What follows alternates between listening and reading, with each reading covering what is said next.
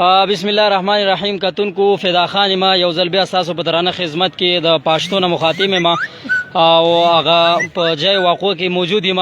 څنګه چې تاسو کتلی شئ 3-4 هلیکاپټر راغلی وي، خو هغو چې کوم دی ناکام شو.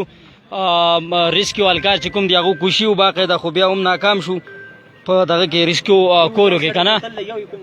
یو نه دی وښکلی او کسان چې کوم دی هغه په لفټ کې موجود دي. 8 واړه چې کسان چې کوم دی هغه لفټ کې موجود دي. جاز راغلی و 3-4 جازونه راغلي، خو هغو خپل کوشش وکړو، خو هوا چې کوم تناسب دی هغه وایي چې انتهایی زیات دی. نو زمونږ آرمي چیف نه دا مطالبه ده، وزیر اعظم نه دا مطالبه ده چې که تاسو وړي کې جاز ولېږئ. غټ جاز چې کوم دی هغې که هوا دباو زیات وي نو وړي کې جاز دی ولېږي. دا ماشومان چې کوم دی دا د ریسکیو کې، ځکه چې کومه رسۍ چې دې سره یوه پاتې ده نو هغه رسۍ چې کومه ده هغه هم کمزورې ده، او که خدای نخواسته دغه رسۍ چېرته وشلې ده نو لاندې تاسو کتلی شئ 8000 فوټه چې کوم دی دا د ځمکې نه اوچت دی، لاندې 8000 فوټه. نو دومره اوچت په هېڅ ځای کې به تاسو لفټ چیر نه لیدلی.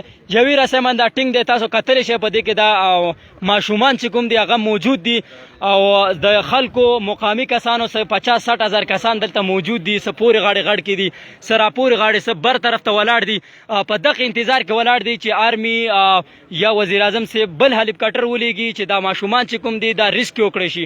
نو څومره چې کتونکي خاص دعا کوئ د ماشومانو دپاره چې دو خیر خیریت سره ریسکیو کړی شي، او کوم کسان چې انتظار کې ناسو چې تل لای وچلوه. ما تاسو دپاره دغه اپډیټ راکړه چې اوسه پورې 4 هلیکاپټرې راغلي وي، هغو چې کوم دی ریسکیو کې ناکام شو او واپس لاړل. اوس هغو دا وایي چې موږ بل هلیکاپټر چې کوم دی هغه لیږو.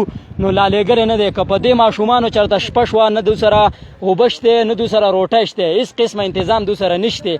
نو رسۍ چې کومه ده هغه اوس لفټ چیر چې کوم دی هغې سره صرف یوه رسۍ چې کومه ده هغه غوټه ده، او هوا دباو زیات شو، سیلۍ زیاته شوه خدای نخواسته. نو دغه رسۍ به شلېږي. دا ماشومان چې کوم دی 8000 فوټه لاندې به لګي. 8000 فوټه لاندې چې کوم دی خوړ دی، بیا ګټې دي، کمبرې دي. نو که په دغه ځای کې ماشومان ولګېدله نو غوښې به هم په لاس رانه شي. هغه لاشونه چې خیر دی، خو چې هغه غوښې به هم په لاس رانه شي. نو د دې مقامي